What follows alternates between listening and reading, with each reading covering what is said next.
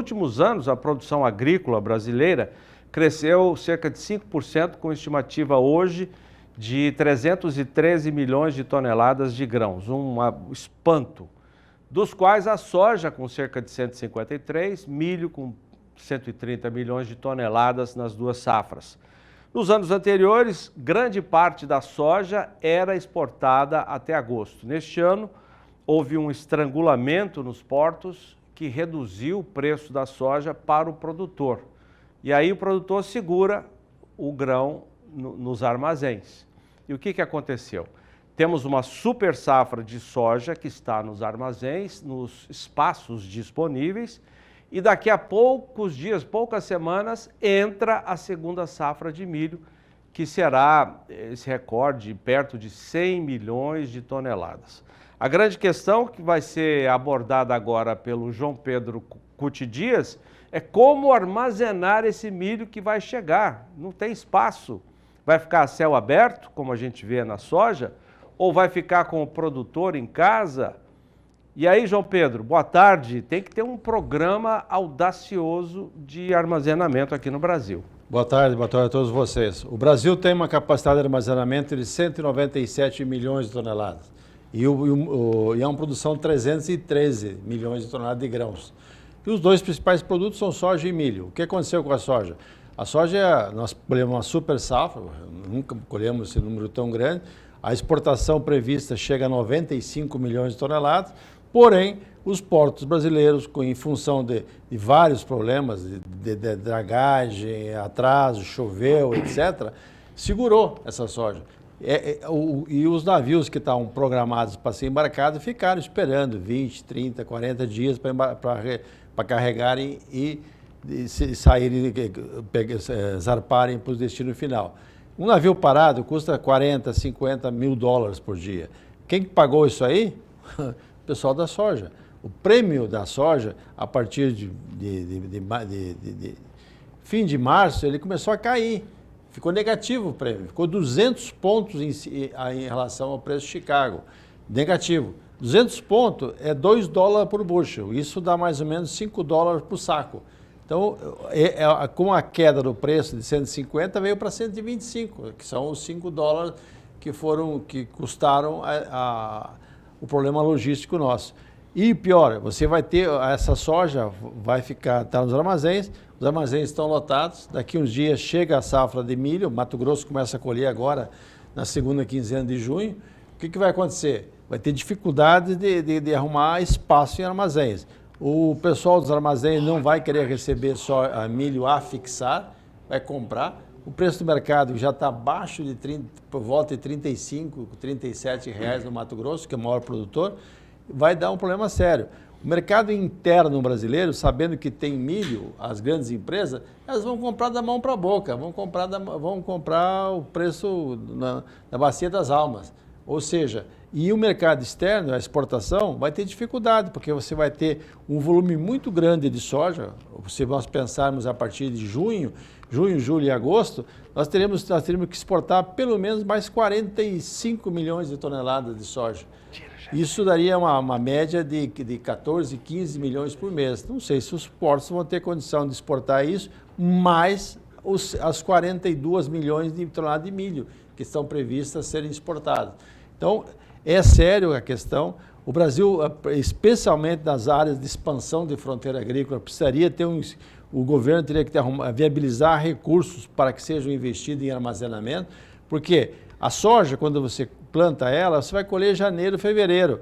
São 2 meses que chove bastante. Então, se está chovendo, essa soja, você vai ter um período curto para colheita. Não pode deixar a soja no campo, porque ela vai estragar, vai germinar, perder qualidade. Tem que colher. Às vezes colhe com 14, 15, 16% de umidade. Tem que passar por quê? Passar numa pré-limpeza e passar no secador. E aí tem que ter armazém também. Então, nós estamos vivendo um problema seríssimo nessa questão.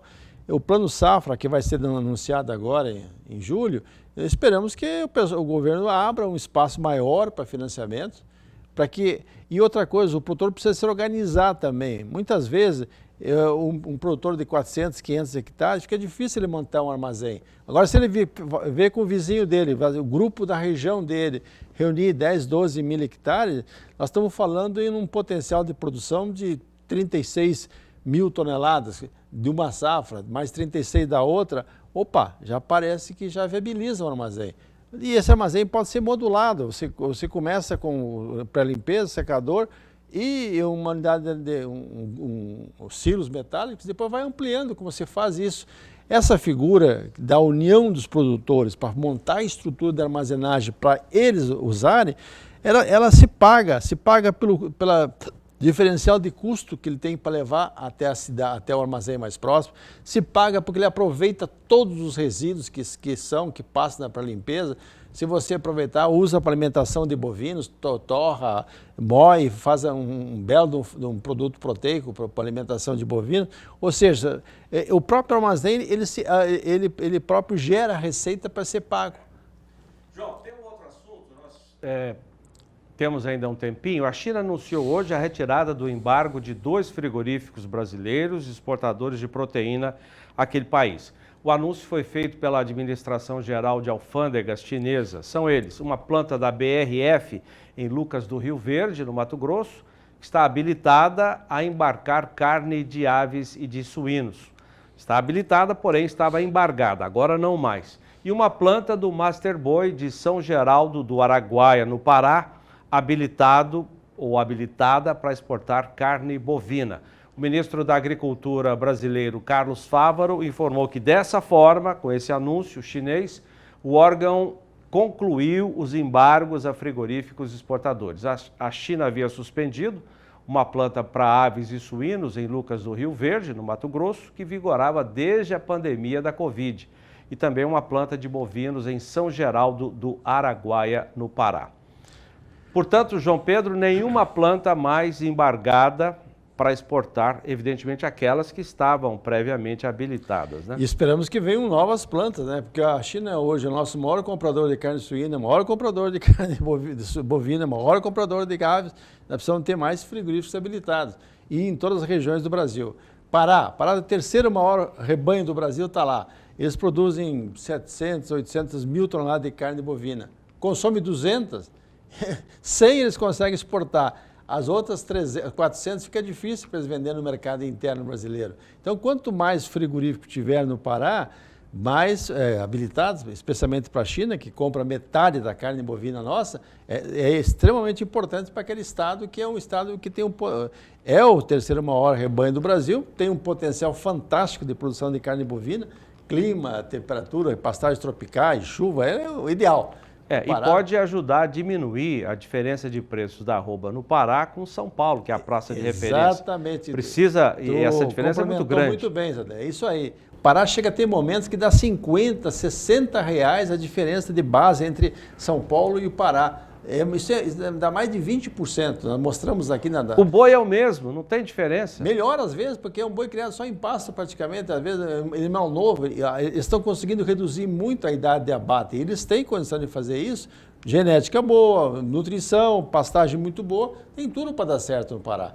E o Pará, antes, ele tinha uma válvula de escape que era exportar animal vivo. Era um grande exportador de animal vivo, especialmente para a Turquia e para a Venezuela. Só que a Venezuela quebrou, um governo populista de esquerda que arrebentou com o país. Agora parece que a Venezuela está voltando. Tomara que eles voltem a comprar bezerro deles lá, que quando há uma pressão no preço da arroba, o criador é o que mais sofre, porque o preço do bezerro despenca, e o boi magro também. E muitas vezes ele fica numa situação complicada, como estamos vendo agora. Passamos de 3 mil, aqui no o indicador de bezerro MS, de 3.200 veio para 2.100, 2.200, né?